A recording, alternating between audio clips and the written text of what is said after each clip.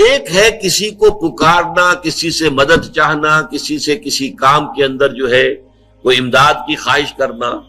جو کہ ہو دنیاوی جو معمولات ہیں، جو عام ہمارے قواعد ہیں، ظاہری مادی اسباب و وسائل کے درجے میں، وہ شرک نہیں ہے۔ میں کسی سے کہتا ہوں مجھے ذرا پانی پلا دو، یہ بھی ایک دعا ہے، استمداد ہے، مدد آپ نے مانگی ہے، اس سے اپنی ایک ضرورت پوری کرنے کے لیے کہا ہے۔ لیکن کیا ہے یہ کہ گھڑا ہے، وہاں رکھا ہوا ہے، وہاں پانی ہے، اس میں سے پانی لائے گا وہ دے دو۔ جو ظاہری قوانین طبیعہ جو ہے ان کے دائرے کے اندر اندر کوئی دعا، کوئی استمداد، کوئی استعانت، کوئی استغاثہ، اس میں کوئی حرج نہیں۔ غیبی اعتبار سے کسی کے ساتھ بھی کوئی دعا کی جائے گی اللہ کے سوا، وہ شرک ہے۔ وہ استدعا ہو، استغاثہ ہو، استعانت ہو، استمداد ہو، استنصار ہو، کچھ بھی ہو، غیبی طور پر دنیا کے معروف طریقوں میں اور جو ہمارے طبعی قوانین ہیں ان کے دائروں کے اندر اندر مدد مانگنا، اس میں قطعاً کوئی شرک نہیں، یہ توحید ہے۔ البتہ اس میں بھی ایک باریک نکتہ ہے۔ ایک بزرگ تھے جو فوت ہو گئے، انہوں نے یہ بات مجھے جس طرح سمجھائی تھی وہ آج بھی میں ان کا مشکور ہوں کہ دنیا میں عام قاعدے قانون کے تحت بھی کسی سے کچھ کہنا کہ بھائی میرا یہ کام آپ کر دیجئے، آپ کر سکتے ہیں، ایک دفعہ کہنا جائز ہے، دوسری مرتبہ یاد دلا دینا کہ شاید بھول گئے، وہ بھی جائز ہے، تیسری مرتبہ کہنا شرک ہو جائے گا۔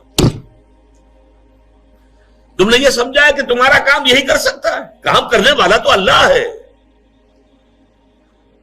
لا فاعل فی الحقیقت ولا مؤثر الا اللہ، حضور نے فرمایا کہ اگر تمہیں جوتا باندھنے کا تسمہ درکار ہو تب بھی اللہ سے مانگو، کسی کے سامنے سوال کا جو ہاتھ جو ہے وہ دراز نہ کرو۔ اللہ نے تمہیں ایک عزت نفس دی ہے، اس عزت نفس کو دھیلا نہ بناؤ، کسی کے سامنے جو ہے اپنا ہاتھ پھیلا دینا، اپنی عزت نفس جو ہے تو ختم کر دینا ہے، مت مانگو کسی سے کچھ۔ لیکن یہ کہ ٹھیک ہے دنیا میں کام چلتا ہے۔ حضور کا شکی شان تو یہ تھی کہ اگر آپ سواری پر ہوتے تھے اور آپ کی چھڑی گر گئی تو سواری کو بٹھا کے اس سے اتر کر چھڑی خود اٹھاتے تھے، آپ کسی اپنے ساتھی سے یہ نہیں کہتے تھے کہ میری چھڑی پکڑا دو گے۔ آپ کی تو غیرت کا عالم جو ہے وہ بہت بلند تھا، بہت بلند تھا، بہت بلند تھا۔ لیکن دنیاوی عام طریقے سے یہ کہ ٹھیک ہے بھئی آپ ایک کام ہے آپ کر سکتے ہیں، یہ کر دیجیے، اس نے کہہ دیا ٹھیک ہے میں کروں گا، پھر بھول گیا یا کچھ اور ہوا،